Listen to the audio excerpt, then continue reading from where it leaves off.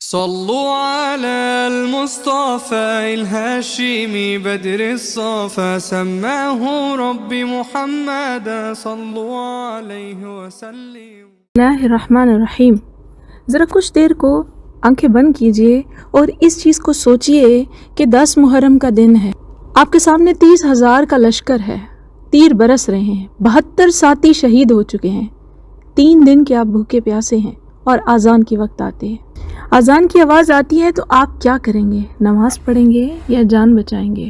میں آج آپ کو بتاتی ہوں امام حسین علیہ السلام نے کیا فیصلہ کیا، اور اس فیصلے نے قیامت تک کے لیے نماز کا مقام بتا دیا۔ کربلا کا وہ ظہر جو آنکھوں دیکھا حال ہے، ظہر کا وقت داخل ہو چکا ہے، کربلا کا میدان ہے، قیامت کا منظر پیش کر رہا ہے۔ امام حسین علیہ السلام کے جانثار صحابی ابو ثمامہ آگے بڑھے اور عرض کیا، یا ابن رسول اللہ، میرا جی چاہتا ہے کہ آخری نماز آپ کے پیچھے پڑھ لوں، وقت ظہر ہو چکا ہے۔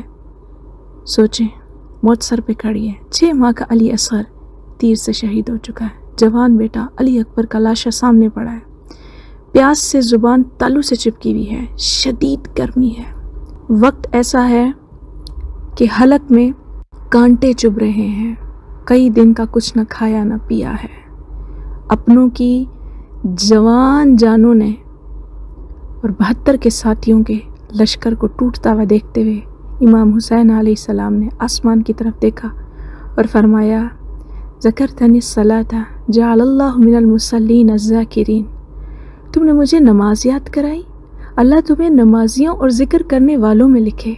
سبحان اللہ، اس لمحے بھی امام حسین نے اپنے ساتھی کو نماز یاد کروانے دینے پر بھی دعا دی ہے، پھر حکم دیا نماز قائم کرو۔ یزید کے لشکر نے بھی تیر روک لیے، سوچا اب حسین شاید ٹوٹ چکا ہے، ہتھیار ڈال دیں گے، لیکن امام حسین علیہ السلام جس گود سے پرورش پائی ہے، جن کا خون ہے، جس نانا کا بیٹا ہے، انہوں نے نماز جاری رکھی ہے، وہ نماز جو تاریخ بن گئی۔ بولیں، امام حسین علیہ السلام نے فرمایا، زبیر بن قین اور سعید بن عبداللہ تم دونوں میرے آگے کھڑے ہو جاؤ، اور نماز شروع ہوئی۔ حسین علیہ السلام سجدے میں گئے اور ادھر سے تیر برسنا شروع کر دیے گئے۔ تاریخ لکھتی ہے زبیر رضی اللہ تعالیٰ عنہ، سعید رضی اللہ تعالیٰ عنہ کے سینوں میں تیر لگتے رہے، وہ گرتے رہے، لیکن حضرت حسین علیہ السلام کا سجدہ جاری رہا۔ سعید بن عبداللہ رضی اللہ تعالیٰ عنہ نے 13 تیر کھا کر گرے۔ گرنے سے پہلے انہوں نے پوچھا، مولا کیا میں نے اپنا فرض ادا کر دیا ہے؟ امام حسین علیہ السلام نے فرمایا، ہاں، تم جنت میں مجھ سے آگے ہو گئے۔ یہ تھی نماز، یہ تھا سجدہ، وہ سجدہ جس نے آخرکار امام حسین علیہ السلام کا سر تن سے جدا کر دیا۔ شمر نے 12 ضربیں لگائیں، لیکن سجدے سے سر نہیں اٹھا۔ کیوں؟ کیونکہ حسین علیہ السلام ہمیں بتا کر گئے ہیں، سر کٹ سکتا ہے، سجدہ نہیں چھوڑ سکتے۔ اور آج ہم اپنے گریبان میں جھانکتے ہیں، ہر سال محرم آتا ہے، ہر سال ہم امام حسین علیہ السلام کے مقروض ہوتے ہی چلے جاتے ہیں۔ امام حسین علیہ السلام کے پاس کیا تھا؟ 3 دن کی بھوک پیاس، 72 لاشیں، تیروں کی بارش، اور کیا؟ نماز نہیں چھوڑی۔ اب ذرا اپنے ساتھ موازنہ کریں، اے سی والا کمرہ ہے، نرم جہنماز ہے، پانی سے پیٹ بھی بھرا ہوا ہے اور گھر بھی بھرے ہوئے ہیں، امن ہے، کیا کرتے ہیں؟ اذان ہوتی ہے تو ہم سوچتے ہیں کہ جلدی سے ختم ہو جائے اذان۔ اذان کو سننا بھی ہمیں بھاری لگتا ہے، 30 سیکنڈ کی اذان ہمارے کانوں کو بوجھ دیتی ہے، اور ہم میچ کی آخری بال مس نہ ہو جائے، ہماری اسکرول جو ریلز کر رہے ہیں وہ آخری ختم ہوگی تو تب جا کے نماز کے لیے اٹھیں گے، اور کبھی اٹھیں گے اور کبھی ہمیں وہی چیزیں جکڑ کے بیٹھی رہتی ہیں۔ ہم اپنے ارد گرد بنائے ہوئے ان جالوں کو، ان زنجیروں کو بھی توڑ نہیں سک رہے، کیونکہ یہ ہمارے نفس نے کھڑی کی ہیں۔ یہ تمام جتنے ستون ہیں بوجھ کے، گناہوں کے، یہ سب نفس کے کھڑے کیے ہوئے ہیں۔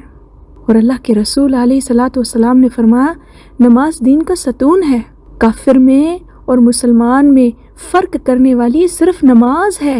امام حسین علیہ السلام نے کربلا میں اپنے خون سے اس ستون کو تھام لیا۔ اللہ کے نبی فرما رہے نماز دین کا ستون ہے، امام حسین علیہ السلام خون سے اس ستون کو تھام لیتے ہیں۔ اور ہم شرم آتی ہے آج، یہ محض ایک موبائل، اس کی اسکرین نے ہم سے وہ ستون گرا دیا۔ راتوں کو جاگ رہے ہیں، فجر پڑ جاتی ہے اور فجر پڑتے ہی آنکھیں بند ہونے لگتی ہیں۔ شیطان کو تو اپنے کام بڑے آسان ہو گئے، اس نے تو مسلمان کا دل تو کیا، اس کی روح، اس کا نفس، سبھی کچھ خرید لیا۔ جس کے لیے فجر اور عشاء بھاری ہے وہ منافق ہے۔ اللہ اکبر کبیرہ، یا حسین۔ اور ہم نے دنیا کمانے کے لیے دین چھوڑ دیا، کتنا بڑا فرق ہے، کس قدر بڑا فرق ہے۔ اب ہمیں اس کے لیے کیا معاملے کرنے ہیں؟ محرم کا صرف ماتا سینے پیٹنے سے نہیں ہوتا، محرم کے اقدام کا نام ہے۔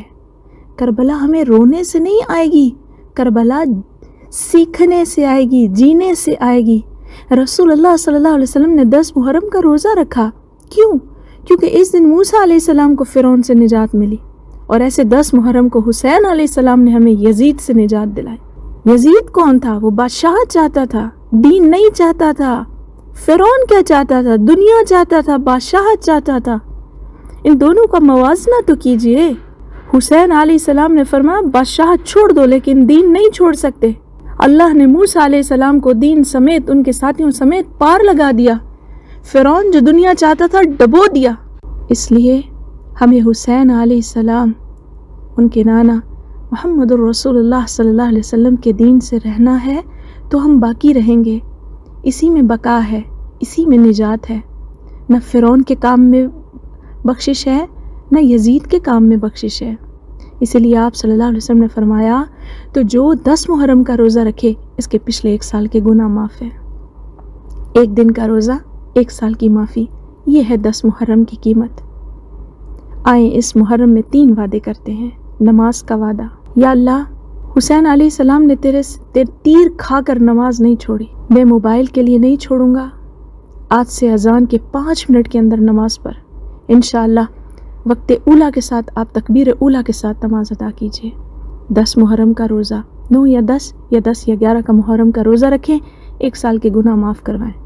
اور تیسرا اہم پیغام، اس پیغام کو پھیلائیں۔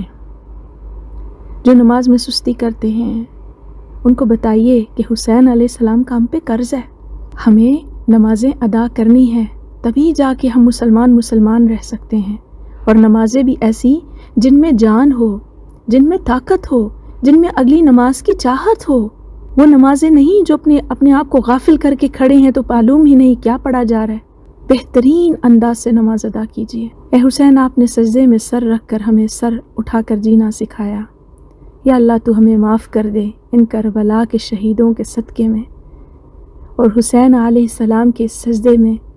یا اللہ ہمیں تو ایسا خوبصورت نماز کا انداز سکھا دے کہ ہم قیامت کے دن جس دن ہمارے اعمال نامے کھلے ہوں تو ہم اس دن رسوا نہ ہوں۔